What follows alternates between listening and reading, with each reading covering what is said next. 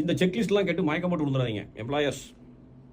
Brand, location, experience of the company, industry, owner எப்படி இருக்காரு, இப்பவே கண்ணை கட்டுது, டிஸ்டன்ஸ் எவ்வளவு இருக்கு, ஒர்க் டைமிங் எப்படி இருக்கு, சேலரி பேக்கேஜ் எப்படி இருக்கு, உங்க கம்பெனி இன்ஃப்ராஸ்ட்ரக்சர் எப்படி இருக்கு, எனக்கு கெரியர் இருக்கா இல்லையா, இந்த கம்பெனியில் டார்கெட் கொடுக்குறாங்களா, ப்ரெஷர் பண்றாங்களா, ஏதாவது ரெஃபரன்ஸ் மூலியமா போனா என்ன சொல்றான்னு பார்ப்போம், வேலை செஞ்சுட்டு இருக்கிறவன் என்ன சொல்றான்னு பார்க்கலாம், ஏதாவது அலவன்ஸ் கொடுப்பாங்களா சேலரி தாண்டி, ஹாலிடேஸ் சாட்டர்டே சண்டே லீவா, இல்லை பொங்கல் ஹாலிடேஸ் தீபாவளி ஹாலிடேஸ்லாம் வருஷத்துக்கு எவ்வளவு லீவு, போனஸ் எவ்வளோ கொடுக்குறாங்க, என்னுடைய வேலை ஜாப் ப்ரொஃபைல் அது அப்புறம் தான் கடைசியாக வருது, என்னுடைய பொசிஷன் என்ன, இதுக்கு மேலே என்ன இருக்குது செக்லிஸ்ட்.